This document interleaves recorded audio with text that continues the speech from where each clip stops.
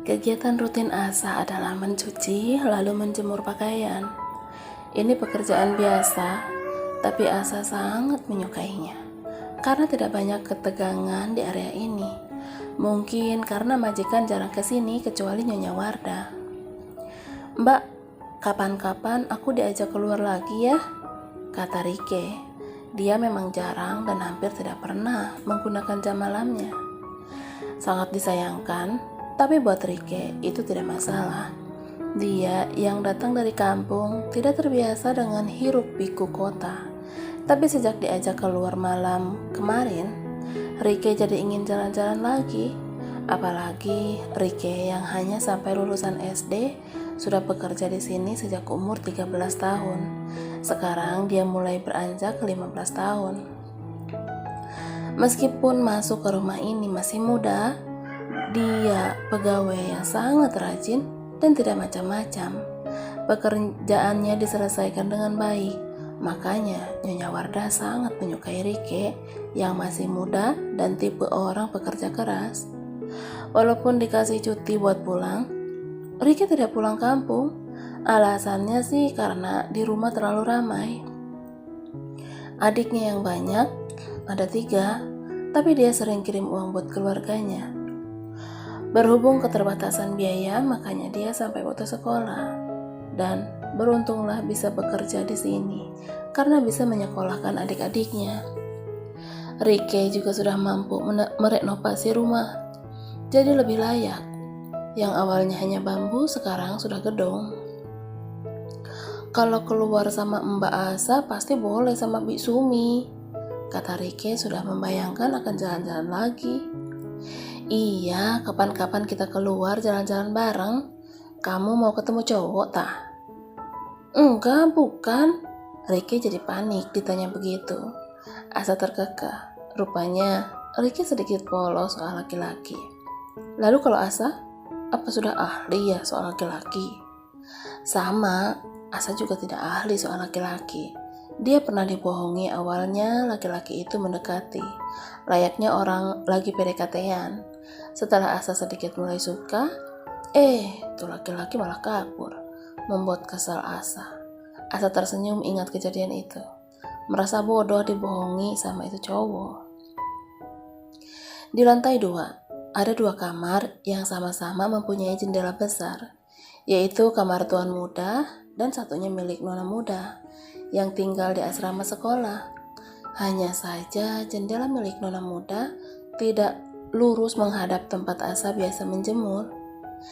Terlihat Arga mengancingkan kemeja sambil menatap luar jendela. Terdengar suara-suara ribut dari tempat jemuran. Arga mendekat sambil memasang kancing kemejanya. Saat lihat ke bawah, ada 2 pelayan yang sedang menjemur pakaiannya sambil bercanda. Dia lagi, perempuan aneh itu, pelayan yang mahir main basket. Aku merasa pernah melihatnya, ternyata dari sini. Aku memang pernah melihatnya menjemur di sana, tapi hanya sekilas dan tidak memperhatikan. Lihat penampilannya. Dia seperti bukan dari kampung, hanya memakai kaos dan celana selutut. Dia sudah terlihat fresh. Fresh apaan? Mungkin dia habis mandi jadi fresh. Iya pasti begitu. Dan lagi-lagi dia memakai kaos oblong itu. Dia memang tidak punya kaos lain. Gumam Arga mengerjapkan mata, bingung sama pikirannya sendiri. Di bawah sana Asa yang asik bercanda merasa diperhatikan. Lalu mendongak ke atas. Bola matanya seketika melebar. "Tuan muda, bahaya. Aku sedang bercanda sama Rike. Pasti ini bisa jadi alasan untuk pemecatan." Asa panik. "Kek, sudah, jangan bercanda lagi," kata Asa dengan sikap dibuat sewajar mungkin. "Mbak capek ya bercanda terus?" "Bukan, ada yang mulia." Rike pun paham yang dimaksud Asa, tapi tidak paham orangnya ada di mana. Rike terlihat malah celingukang mencari sekitar mereka. "Enggak ada kok Mbak," Asa gemes. "Di atas, di kamarnya." Rike menoleh ke atas. Dan Dor, Arga masih melihat ke arah mereka. "Waduh, iya Mbak, ayo menjemur." kata Rike langsung mengambil pakaian basah dari keranjang dan menjemurnya dengan sedikit tergesa-gesa karena begitu gugupnya. Kenapa begitu melihatku mereka seperti melihat hantu? Dasar. Arga lalu turun ke lantai 1. Rupanya ayah sudah ada di sana. Selamat pagi ayah. Pagi, ayo sarapan? Iya, jawab Arga pendek. Lalu ayah dan Arga mulai membicarakan proyek bisnis dengan serius. Bunda pun geleng-gelengkan kepalanya. Tumben kamu mau sarapan pagi gak? Bunda terheran-heran. Arga tidak merespon. Begitupun Hendarto. Ayahmu aslinya itu seneng kalau kamu sarapan bareng gini gak? Bunda melirik ke arah ayah. Arga pun menoleh ke Bunda. Kalau kamu ada di meja ini bareng-bareng, ayah jadi bersemangat karena ngobrol banyak dengan putra tercintanya. Ayah mendehem. Arga pun menoleh juga ke arah ayah. Dia tidak sadar kalau ternyata ayah dan Bunda sama saja. Karena ayah biasanya lebih cool dari Bunda. Arga merasa terharu, kata Arga sambil tersenyum sekilas. Respon apa itu Arga? Kata Bunda sambil tersenyum. Oh ya, apa Bunda nambah pelayan baru? Tanyanya sambil memasukkan makanan ke dalam mulutnya. Enggak, jawabnya. Tapi sambil berpikir lagi. Bunda memang nambah orang, tapi bukan orang baru. Sudah lama. Sudah 7 bulan lebih. Tambahnya lagi, yang ada di area laundry itu, ucapnya tanpa melihat sang ibunda. Bunda pun terdiam bingung sambil melihat Arga. Tumben anak ini tahu kalau ada pegawai baru. Biasanya juga tidak peduli. Tapi mungkin memang tidak peduli. Ini aja sudah 7 bulan pelayan itu ada di sini. Dia baru tahu dan menanyakannya. Gumamnya dalam hati sambil terus menatap ke arah Arga. Iya, jawabnya lagi. Sementara ayah Hendarto juga makan sambil lihat muka anaknya. Sejak kejadian itu, Arga sedikit menjadi lebih dingin sikapnya. Hendarto tidak mempermasalahkan selama tidak membuat keributan di rumah ataupun di kantor, juga tetap fokus sama perusahaan. Bun, tadi malam aku makan mie instan, ujar Arga tiba-tiba. Nyonya Wardah pun heran dengan kalimat Arga yang menggantung.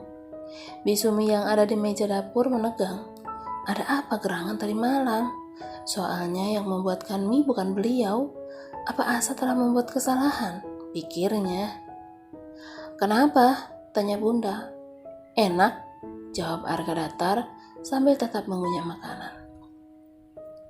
Nyonya Wardah pun menoleh ke arah Bisumi lagi. Maksudnya bertanya, kenapa dengan mie enak tadi malam? Biasanya juga setiap malam minta dibuatkan mie instan, tapi nggak ada respon positif. Karena sudah menjadi rutinitas malam Arga. Malam-malam kudu nyemil mie, gitu. Bisumi angkat bahu tidak mengerti. Karena lama bekerja di sini, Bisumi jadi paham kode-kodean dari Nyonya Wardah tanpa ngomong apa-apa. Tumben bilang enak, memangnya Bisumi bikin apaan? Tanya Nyonya ke Bisumi di belakangnya. Anu Nyonya, tadi malam bukan saya yang bikin, Bisumi memberitahu. Loh, siapa? Mata Nyonya Wardah mengerjap kaget. Asa, jawab Bisumi. Oh, jadi namanya Asa. Aku lupa kalau pernah tahu nama itu, gumam Arga dalam hati. Karena saya sibuk beres-beres di kamar atas tadi malam, saya nyuruh Asa yang bikinin mie untuk tuan muda. Lanjut Bisumi lagi. Nyonya Wardah mengerutkan kening berpikir, lalu melihat Arga. Bibirnya tersenyum. Berarti prestasi baru buat pegawai nih. Bisa membuat Arga bilang enak, kata Nyonya Wardah.